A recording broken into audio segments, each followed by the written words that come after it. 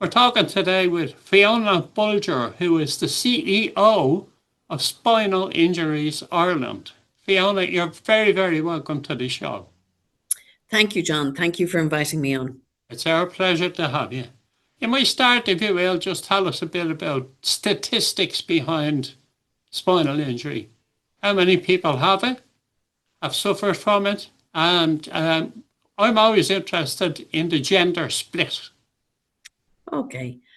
So, just to give you a little bit of background for people who don't really know what a spinal cord injury is, a spinal cord injury is described by the World Health Organization as one of the most devastating and life-changing injuries that a person can sustain.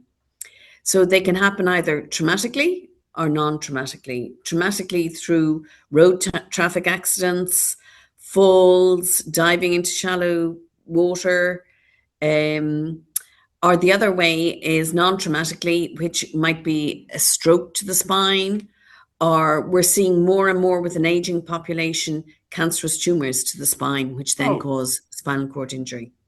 I wouldn't have had that in there. Yeah. No, we're seeing as because we're an aging population, we see it more and more. So every week there are approximately three injuries in Ireland, three spinal cord injuries, Right. one of which is a traumatic injury and the other two non-traumatic. So it's roughly 60-40, the split 60% male, 40% female.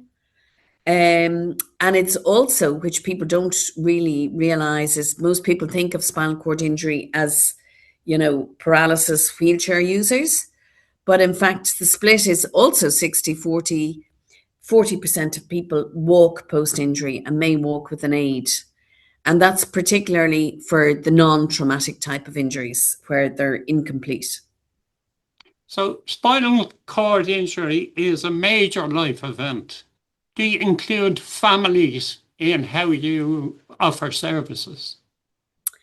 Yes, so in the first instance, no matter where you are in the country, the National Spinal Surgical Unit is in the Mater Hospital. So, on occasions, what happens is if somebody needs surgery, they'll be transferred up to the Mater, and then they will be returned to the acute hospital to wait for a bed for the National Rehabilitation Hospital. And that could be a number of months. There's a waiting list, so they could be back at the acute hospital. So in the early stages of an injury, as you can imagine, the trauma is huge for the family members. It's at a stage of their where they're going to have to make decisions, which are life altering for them as well, just in terms of how their future looks. Their future changes overnight, the impact it has on their finances, having to maybe look at their home, move home, or make adaptations, particularly if somebody's going to be a wheelchair user. So Spinal Injuries Ireland very much works with the family at that stage to assist them in those decisions. But also, more importantly, we provide complementary counselling to family members. And this is a hugely important service to newly injured family members, because where their loved one is in hospital and they're being looked after medically and they're getting psychological supports, the family members have nothing. So it's so important that Spinal Injuries Ireland is able to provide those supports in the early days. So, when was Spinal Injuries Ireland founded? Spinal Injuries Ireland was founded in 1994. And it was founded by one of the founding members, was Sister Aileen McCarthy, who really would have been, a pioneer of rehabilitation in Ireland. She had been a nun in the Mater Hospital, and along with Dr. Gregg, she had been one of the founding members of the National Rehabilitation Hospital. And she was sort of the first outreach. She'd head off in her Honda Civic to support families and to teach them how to care for their loved ones. And then she realized that, people needed this support, so there needed to be a more formal organization. So she, with a number of people who had spinal cord injuries, they founded Spinal Injuries Ireland in 1994. And in the initial stages, it was based in a porta-cabin on the grounds of the National Rehabilitation Hospital. Right. And so people would engage initially with newly injured patients there, and then they would support them into the community. Very good. Now, if I tomorrow, God willing, end up with a spinal injury, do I get referred immediately to Spinal Injuries Ireland? No, so there is a medical referral system. So, the acute hospitals and also the Mater they would have packs that we give them, information Right. packs for newly injured families.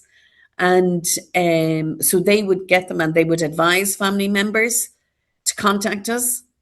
But you know what? Not all families want to be part of a group. And at that stage, you have to remember they're also dealing with living in hope that their loved one, may not have a spinal cord injury, that the surgery will work, that, physio will work.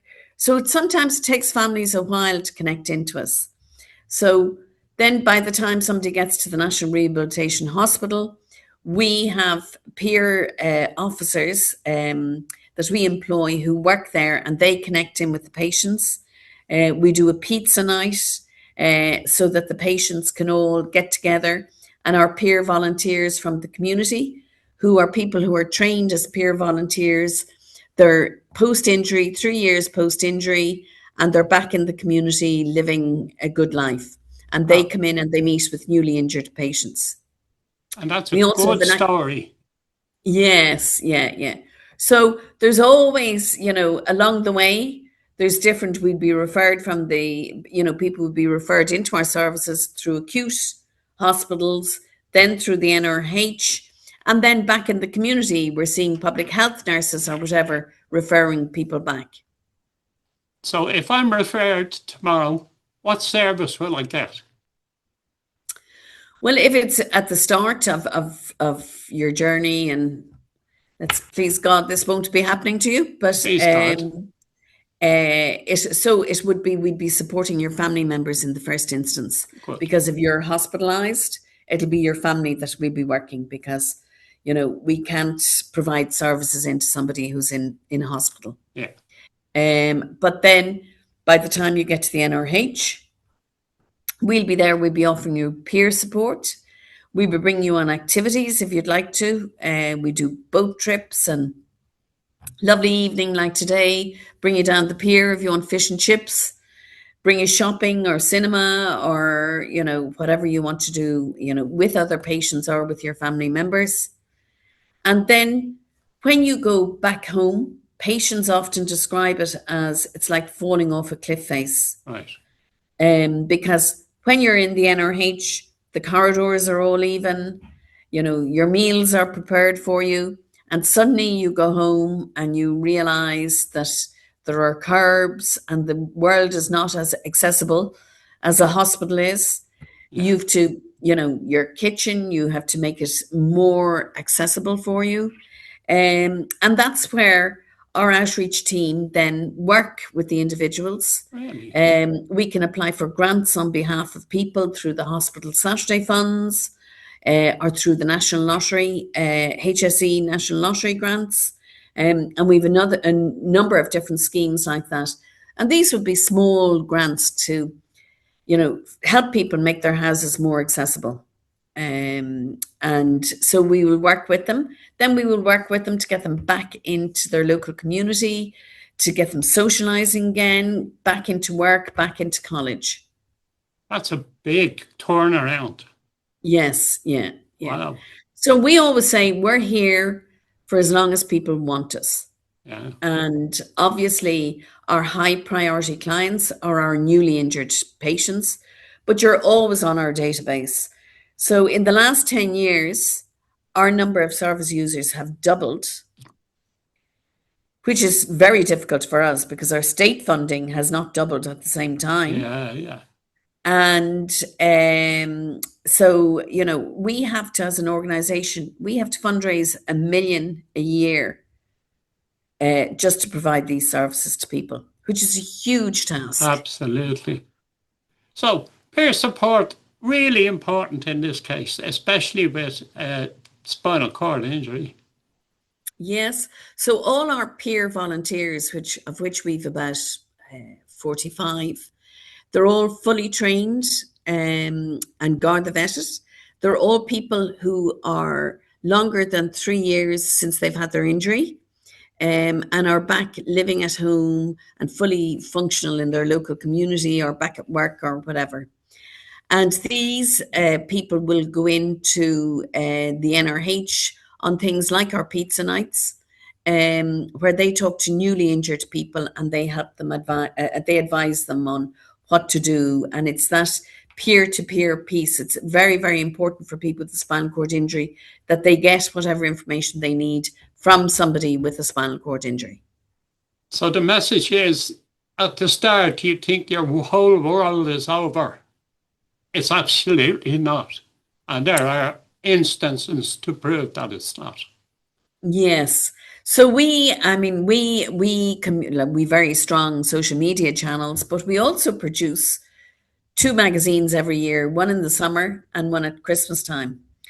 And these magazines, we often run stories of people who, you know, are back in their community and what they're doing.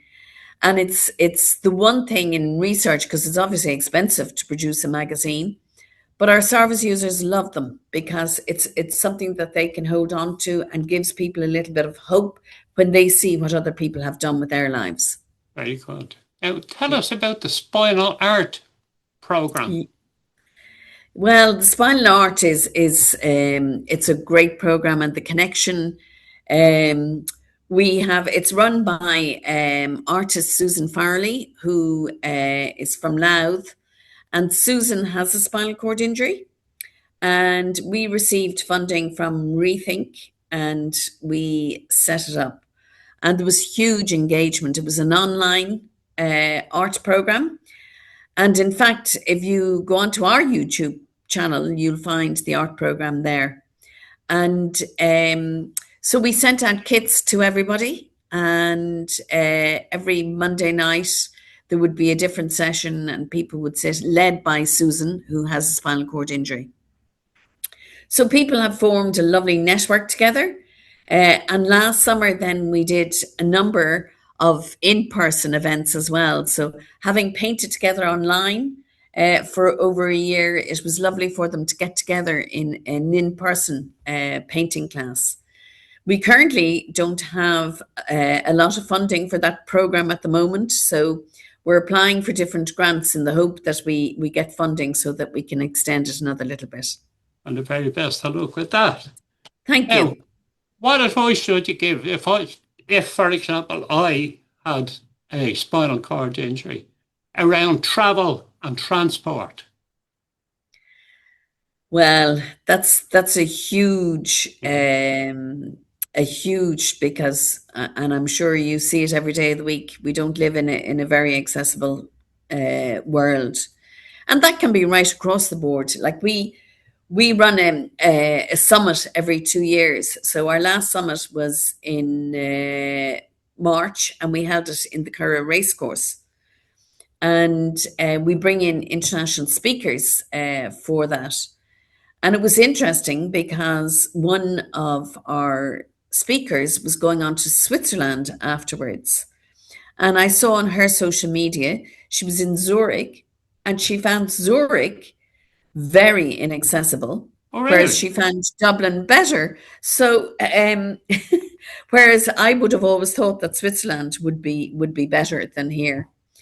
But look, obviously, there's still all the issues for, you know, if you're traveling by DART or by bus, that, you know, having to notify stations and book in advance.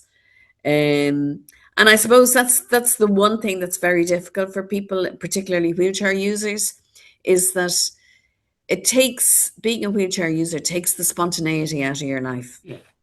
You can't just decide, oh, I'll head off now and I'll do X, Y, and Z or whatever. You have to check everything. You have to Of check the course. facilities.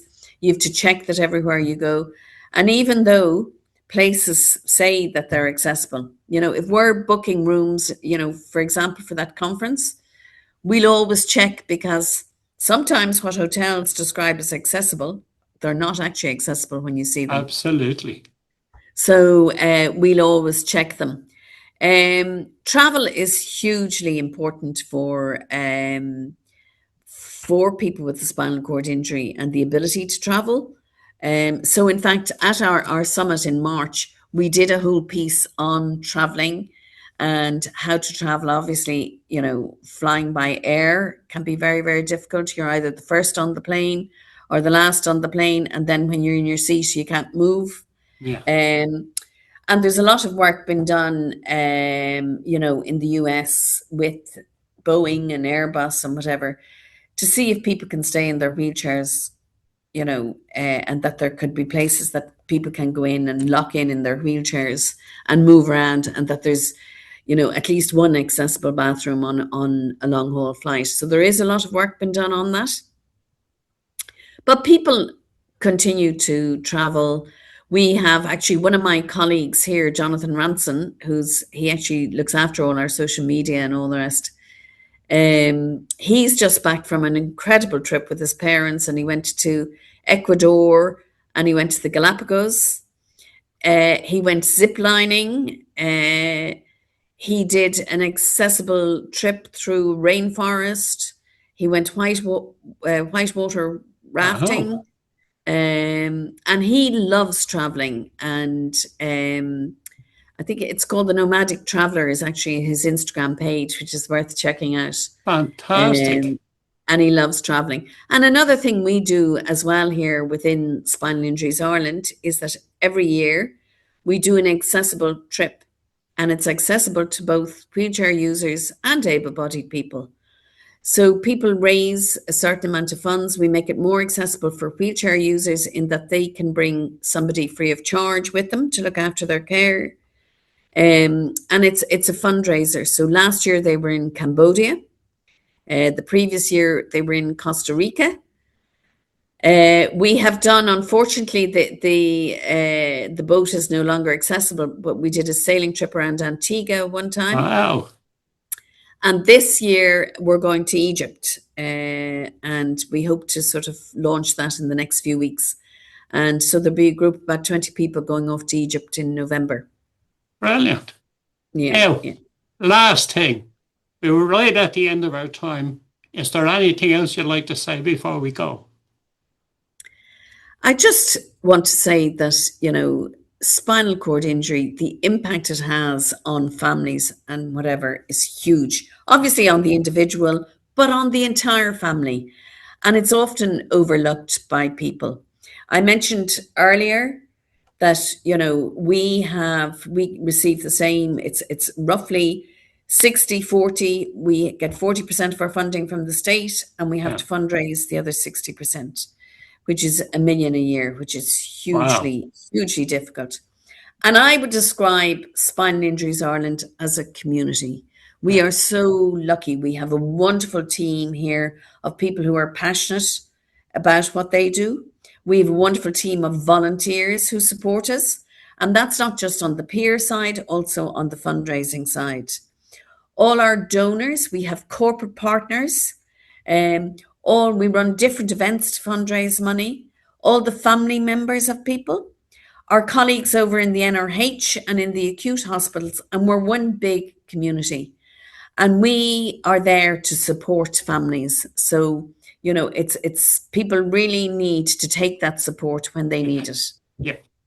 Fiona, thank you so much for talking to us. It's been a great and very informative chat. And thanks for talking to us at Disability Matters. Thank you, John. Thank you very much for having us, and very much appreciated. It's our pleasure. Thank you so much. Okay, take care.